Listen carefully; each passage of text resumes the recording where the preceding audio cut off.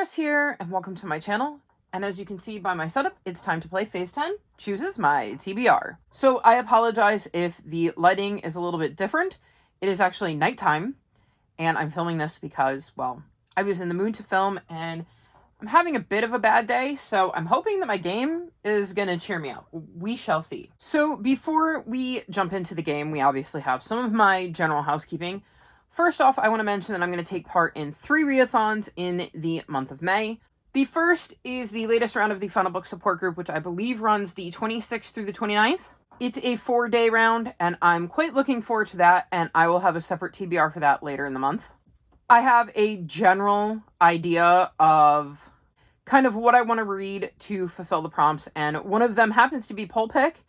And I currently have that in the Final Book Support Group Discord, so if you'd like to go vote on that, go check out Steph's Final Book Support Group Discord. I'll leave the link below, and join in on all the fun, because even if you don't participate, there's tons of different channels that really help you get focused on your series and getting through them. So that will be linked below, along with Steph's channel and the Twitter for the Final Book Support Group.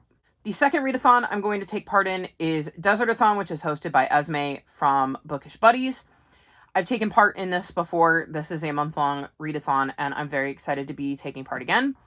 And the third is the Spoonies readathon, hosted by Naomi from Naomi's Bookshelf and Emily from Novel Novels. And this is another month-long readathon that is focused on disabilities and mental health and like invisible kind of illnesses, things you don't necessarily see but can massively impact somebody's life. So I will link their channels in the description below, in the announcement and videos and all the details for that. So those are my 3 readathons. They'll each have separate TBR videos. Keep an eye out for those. The other things I have to update you on is, as far as I know, I don't have any like book club kind of books or anything like that. But I am still doing Buzzwordathon and the TBR Knockout. So for Buzzwordathon, the prompt is flavor, and I'm going to be reading Breakfast at the Honey Creek Cafe because honey is a flavor. This is a spring cover, so I'll be going into it blind, but it seemed like a really, really good time to stick this on my TBR. For TBR Knockout, the 2 prompts are: first, read a book that your mother would read. And for this, I'm going to read The Scoop by Fern Michaels because I've actually gotten this from my mother. It says, Teresa Toots Amelia Loudenberry has crammed a great deal of living, not to mention 8 much-loved husbands, into her varied and rewarding life. Once again single, Toots is ready to taste life again, and fate has just handed her the perfect opportunity. The owner of the gossip rag where Toots' daughter works is about to lose the paper to his gambling debts. Eager to keep her daughter employed among the movers and shakers of Hollywood, Toots calls on her 3 trusted friends, Sophie, Mavis, and Ida, to help pull some strings. Together, they hatch a plan that proves you should never underestimate Southern ladies of a certain age, and that each day can be a gift if you're willing to claim it. So, I have like 5 of the first 6 books, I believe, that my mom had. I have no idea where one of them went, but she was going through her books, because she doesn't reread books, saw these, and went, ooh, I think you'll like these. You should hang on to those. So, I know she's read it, so it's obviously a book my mom will read, so I figured it would be a good time to check this out, because if I like it, I have a bunch more in the series, and if I don't, I can clear off room on my shelf. And then the other prompt is to read a book that has a mom in it, and I'm going to go with The House That Lou Built. So this says, Lou Bolason Nelson is going to build her dream. She shares a room with her mom in her grandmother's house in San Francisco and longs for a place of her own, where she can escape her lovable but large Filipina family. Her solution? A tiny house, 100 square feet, all to herself, and she'll construct it on land she inherited from her dad. Then Lou discovers that it's not so easy to build a house, not when her beautiful land may not be hers for much longer, and her mom may want to move them out of state. But she won't give up on her dream, and her friends and family won't give up either. So, definitely sounds like it's going to have a mom in it, and if she's living with her grandmother, and her grandmother is her mom's mom, there might actually be 2 moms in it. So, I'm excited to check this one out and see if I enjoy it, because the premise sounds quite interesting. Next, it's time for my non-fiction pick of the month, and for that, I'm going to go with Hey Kiddo, How I Lost My Mother, Found My Father, and Dealt with Family Addiction by Jarrett J. Krozaska. And this is a graphic novel that follows the true story of his life and how complicated it can be. It says, it's a profoundly important memoir about growing up in a family as it grapples with addiction, finding the people who help get you through, and the art that helps you survive. So I was looking for something maybe a little bit easier because I've got the 3 readathons and I'm getting a bit burnout. So I thought this would be a good shout for my nonfiction, though I will probably read more than that because I'm finding that I'm reading a lot more nonfiction this year for some reason. And that brings me to my favorite part of the game, my series to continue jar. I've been doing really badly at this because I still haven't read The Last Argument of Kings. I think that's what it's called. It is the 3rd book in the first Law trilogy, which I pulled out in March. And I have 2 of my April books left to do that I haven't gotten to yet, and it's the 25th right now, so we're gonna see. I'm trying to film this a little bit earlier because of the fact that it took me so long to upload it. Last month, it took like 3 full days to get it uploaded, so I'm trying to give myself a little wiggle room. But that being said, let's get into these series. Oh, and we're gonna go with this red one, this green one, and that orange one. There's papers everywhere. And I cleared this out, but like, man, I just keep putting them back in. So the first series, I get to draw again because it's Enchanter's Child by Angie Sage, and I read this already. It was a duology, and therefore it can come out of the jar. So let's pick a replacement for that, and we'll go with this purple one here, as I lose even more pieces of paper. And now I've got, the Queen of Hearts saga. So I'm going to pull this out because I am partway through book 3, and I don't know that I'm going to go back to it. It's kind of soft DNF right for now. So let's try this again. See if we can get one that I can actually, fulfill. Haha, this is perfect. The Devabad trilogy by S.A. Chakraborty. That was a book I was planning on reading anyways. So, funnily enough, a few weeks ago, I read The City of Brass. It was a reread, and I really enjoyed my reread, and I knew I needed to reread it if I was going to go on with the series, and I kind of was in the mood, so I picked it up with the hopes that it would, prevent me from pulling it out of my jar and being like, well, I really need to reread book 1. So I actually have book 2. I was planning on reading it this month, so I will be reading The Kingdom of Copper, and I'm very excited to kind of have a reason to read this and not have to add another series to my TBR because like I have said earlier in the video, I'm feeling a little bit burnt out. So I'm glad I was able to get one on there that I was already kind of planning on reading. The second series that came out was Eva Evergreen, and I am actually caught up on this.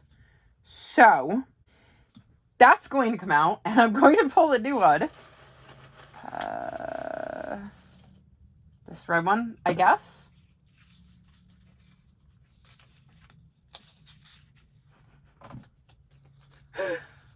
The Realm of the Elderlings by Robin Hobb. So that one I can do. I wasn't planning on doing it. I was excited to read the next one, but I wasn't necessarily planning on doing it because I was kind of giving myself a break, but that one is doable. So the second book is Mad Ship, and I really enjoyed the first one, so definitely down to read the second one, though wasn't necessarily planning on getting into it this month, but I'm cool with that. And the third series is Once Upon a Time Tales, and that needed to come out because I know I can't get the next one without buying it. My library does not have it, and neither does like Scribd or anything. So back to the bucket we go. Oh, we're going with this purple one. And this is Second Chance Cat Mystery Series by Sophie Ryan. I will take it. I'm very, very happy with this one because it's one of my series to continue, so I have it. I was planning on reading this one absolutely 100%. I've been doing very good about reading them, so this is totally pause struck. And I believe, as I throw the book around, that this is the final book that has been released. I will be caught up after this one. So, very excited to read this. Very surprised at how nice my TBR jar was to me. But yeah, I'll take that and be quite happy with it. Okay, well, I believe I've caught all of the pieces of paper and gotten them back in my jar, so I get to put this away for the month. And that means it's time to check in on how I did in April. So, I had a skip or a swap. I double checked because I completed a phase and I used that to swap in the Marvelers for Promise of Blood for Start a Series because I just don't think I'm going to get to Promise of Blood this month. And I've heard kind of mixed things about it, and I knew that the Marvelers was the start of a series, so I just swapped that out. As for what I have left, keep in mind it's the 25th. I have to read the entirety of Iron Widow, most of Peach Blossom Spring because I'm only on page 18, about half of The Dragon Reborn because I'm in the midst of chapter 33, so I'm on page like 335-ish. And like 2/3 of the Bone Season because I'm only on page 154. And I'm not feeling super motivated. I'm a bit burnt out, and I know it is a genre thing. I know that one of my goals was to read more adult fantasy, but apparently I'm reading a few too many and it's burning me out. I do fine when I'm not reading tons of adult fantasy, but you get me in a bit where I'm reading a ton of adult books and no, like, middle grade or my adult books aren't cozy mysteries and I'm struggling. So, I think I'm going to take a punishment.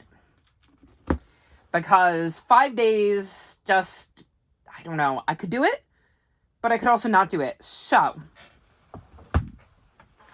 that being said, I think I'm going to take a punishment and there's a good chance I don't pull it anyways. So, yeah. So, here's my spinner wheel for my color. And we're going to mix this up 1, 2, 3 times. Maybe 4. I don't know. This computer sometimes sticks. It's very slow. And we'll spin.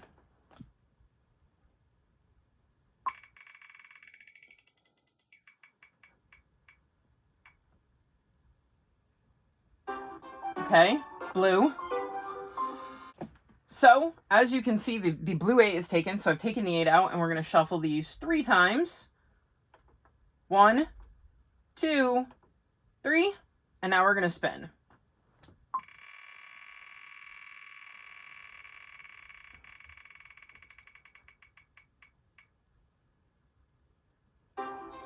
Okay, the blue 4. So, here are my punishments. Let's mix them up.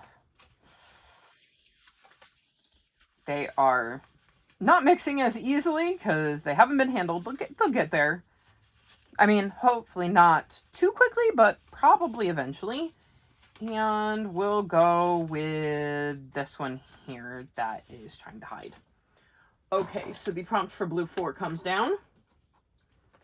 And that goes up. So I will be avoiding a blue 4 at all costs.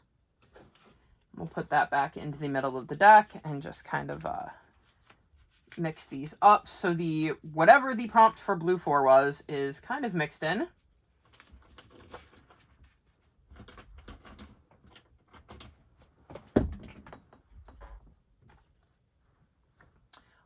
Okay, so with that out of the way, I am going for a set of 5 and a set of 2. No, a set of 3, because this is phase 10. Once I finish this, I get to start with a fresh board.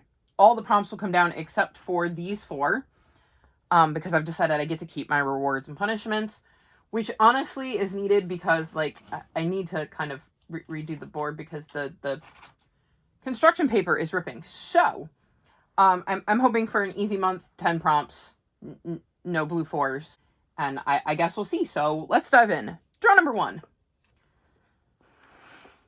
I'm going to be scared every time a blue card comes up. So blue 3, I don't need a 3. Let's see. The prompt for blue 3 is shortest book on my TBR. So for this, I'm going to do a book that I have requested from the library, and it's The Girl Who Thought in Pictures by Julia Finley Mosca. I believe this is a nonfiction, and it's a picture book. And I believe it has an autistic protagonist, and I kind of wanted to read it as I'm autistic and I have young ones in my life, so I wanted to see if it was appropriate to maybe recommend to the adults of my little ones as, you know, something to help explain what it's like being autistic in case they happen to come across kids or other adults besides me who are autistic as well. So that is probably going to be my shortest book. If nothing else, it'll probably be the fastest. So I think that's going to work. Draw number 2 is a yellow 5. And the prompt for yellow 5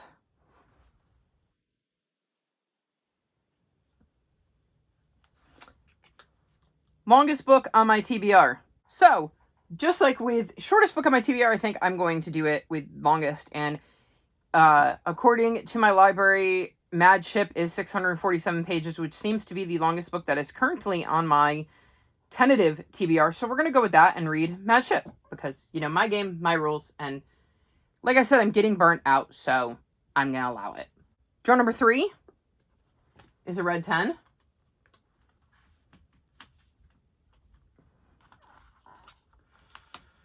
And the prompt for red 10 is prompt from a readathon you aren't taking part in. So what I'm going to do is to conserve kind of my sanity, because these prompts can sometimes take an extremely long time. I'm going to have editing Chris pop in and tell you what readathon I'm picking from, what prompt I'm choosing, and what book I'm going to read. So let's hop to editing Chris and see what I chose. Editing Chris here. So I found a readathon. It's called Witchathon, and it is hosted by Yarn Reader, and it is for the entire month of May. I will link the channel and the announcement video in the description below in case you want to check it out. But it is broken up into teams, and each team has like a group book, I think, is how it's worded. Some kind of book attached to their team. And it's broken into like covens, and I, without really having been a part of it, didn't really want to pick a coven, so I went by which of the books assigned to each coven sounded the most interesting or that I had the most affinity for, and so I went with the Coffee Gremlins because their group book is Legends and Lattes, and I adored that book. So I'm going to pop the bingo card up here, or the bingo board, however the prompt board, so that you can see what I'm looking at on my phone down here. But the reason I chose the book that I did is because I feel like it fits a lot of the prompts that you're going to see. I'm probably going to be listening to it on audiobook, even though I have a physical book. There are flowers and greenery on the cover.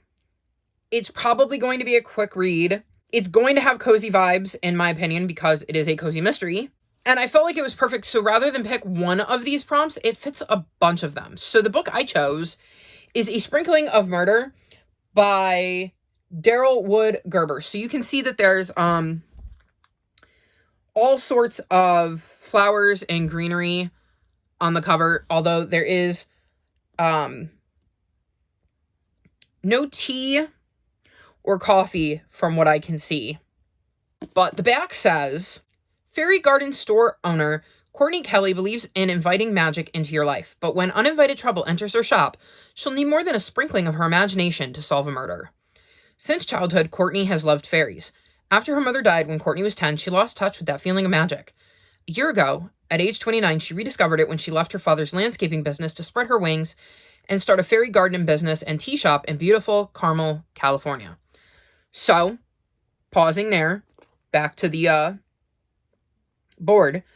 Coffee shop setting. It's not really a coffee shop, it's a tea shop, but it's kind of the same idea. It mentions set mostly outdoors, and I figured with a garden business, we could be seeing a lot of outdoors. So another one that I think kind of covers that. At Open Your Imagination, she teaches garden design and sells everything from fairy figurines to tinkling wind chimes. Now she's starting a book club tea. But the light of the magical world she's created inside her shop is darkened one night when she discovers neighboring dog groomer, business owner Mick Watkins, dead beside her patio fountain. To make matters worse, the police suspect Courtney of the crime. To clear her name and find the real killer, Courtney will have to wing it, but she's about to get a little help from an unexpected source. So it felt like the perfect book for this board because of the fact that, like, it feels like it fills a lot of the prompts. So I think it'll work really well for fulfill a prompt from a readathon you're not taking part in, since this fulfills a bunch of those prompts. So now back to past Chris with the rest of Phase 10 chooses my TBR. Well, hopefully editing Chris chose well, and I got a prompt that I really, really liked and was able to fulfill it with a book that I was already planning on reading. I guess you guys know, and I'll find out later. But on to draw number 4. Oh, why do I play this game again? It's supposed to be fun, right? Draw number 4, part 2 is a blue 3. Well, that prompt didn't stay on the board long, did it? The prompt for blue 3 is green on the cover. Red and Buried, Eva Gates, green on the cover. This is the next book in the Lighthouse Library Mystery series. It's one of my series to continue, so I was planning on getting to this anyway, so I might as well stick it on here. Draw number 5 is a red 6. Oh, and that is a reward prompt. Oh, I get to watch 4 hours of Blood on the Clock Tower instead of having to read a book. Oh. So, Blood on the Clock Tower is a social deduction game that has a bunch of different Twitch channels that play it. But I will link you to the Pandemonium Institute's Twitch channel, which is the kind of main channel. And I really, really love watching the group play it. And I find it absolutely fascinating. I watch it almost every day. So the idea that I get to guilt-free watch it instead of reading sounds perfect to me. What a great and perfect reward when I'm so burnt out. Draw number 6 is a yellow 7.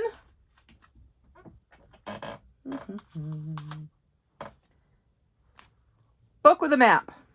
So for this, I'm going to read The Kingdom of Copper, because there's several maps in here, and I was going to read it anyways, so I might as well stick it on my TBR, right? Right? Draw number 7 is a red 3.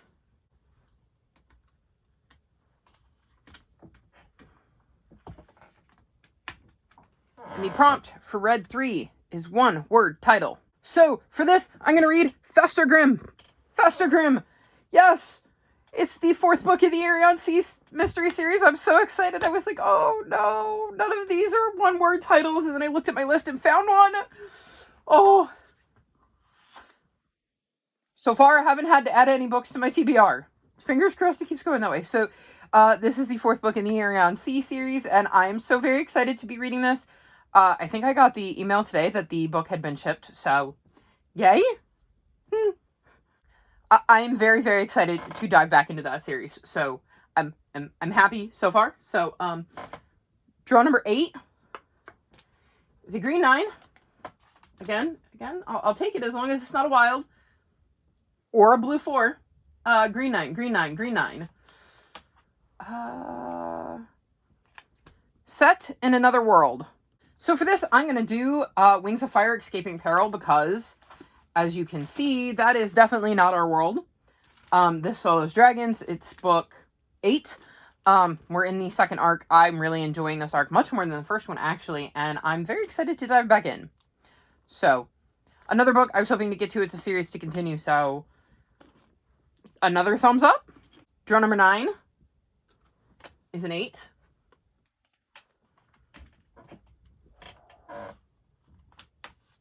The prompt for green 8 is newest purchase. Well, Festergrim could have worked for that because it's literally the last book I purchased.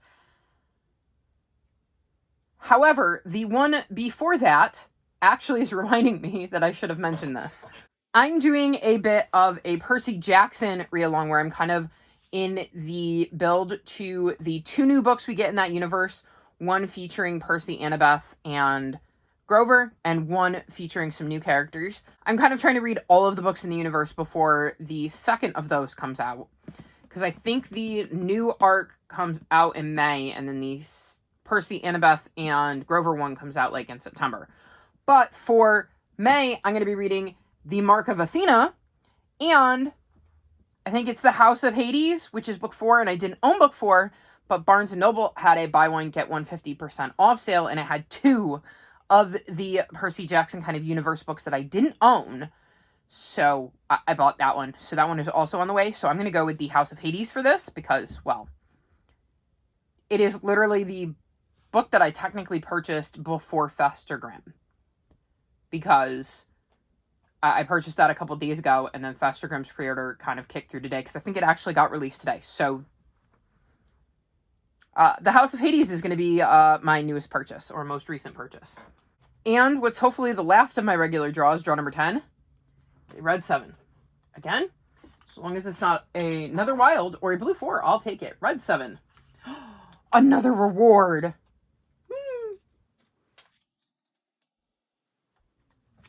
Read an obligation read. Ooh. I'm going to read Breakfast at the Honey Creek Cafe because this is a spring cover, which makes it an obligation, and it is my Buzzwordathon pick. So, perfect. Yay. Awesome. Despite the wild, this is being very, very kind to me. It's scary. I'm not sure I trust it. But I've got my die here for this wild, so we're hoping for 1, and I got a 2. A 2. I'll take it. 1 would have been better. 2 will be fine. Anything is okay as long as I don't pull a blue 4 or wilds. Wild 1, draw 1, is a blue 12.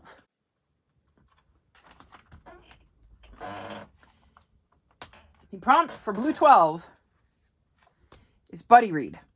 I guess I'll go for the Mark of Athena for that, because I do have some people who are reading this series with me, though they have not checked in yet for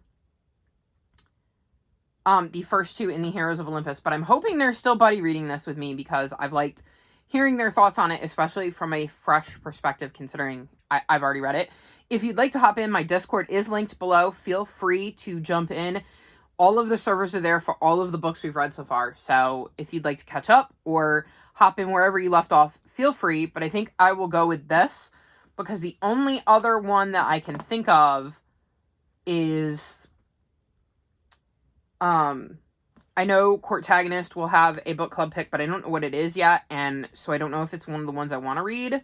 But yeah, I think I'm going to go with this, and yeah, I think that's as close as I'm going to get, because, like, honestly, I don't have any other book club picks that I can think of. So we're gonna go with this. I think it counts. My game, my rules. I mean, I'm hoping to buddy read it. So yeah, I like that prompt, but it's hard because I don't really, outside of like book clubs, have tons of buddy reads going. So maybe I will have to retire that prompt for now because I don't really buddy read with people as a rule. Anyways, what's hopefully my last draw, wild 1, draw 2.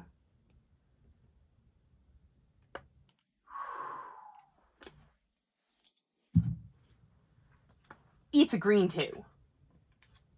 It is not a blue 4. It's a green 2. And the prompt for green 2. Highest rated. So from what I can tell, it's A Place to Hang the Moon by Kate Albus. This is rated 4.59, and when I do this, I use only books I own. It's not necessarily completely up to date because I haven't entered everything I've hauled in there, but of the stuff that I have entered, this is the highest rated.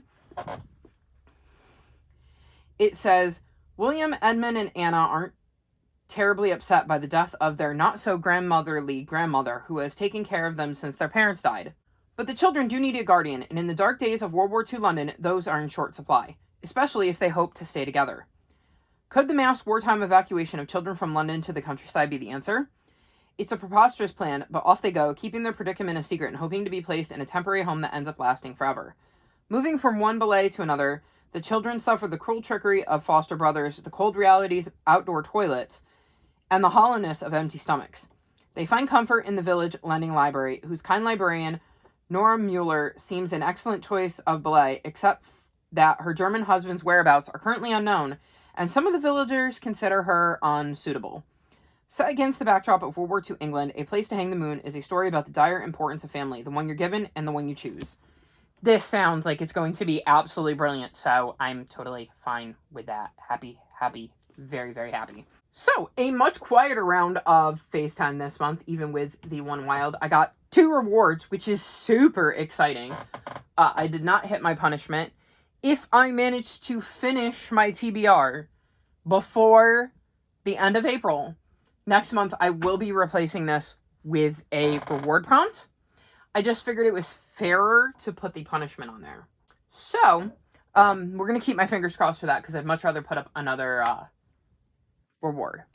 And, well, I made no more progress towards my phase, so I guess we'll have to try again next month.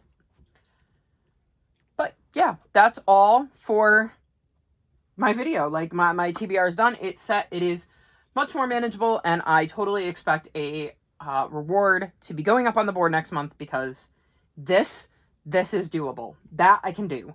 Last month was crazy. This month is doable. So, all that being said, I'm going to go. All of my social media can be found in the description below if you'd like to come chat with me. If you've made it this far in the video, leave me moon emojis in honor of a place to hang the moon. Like this video and subscribe to my channel, and I'll talk to you next time. Bye!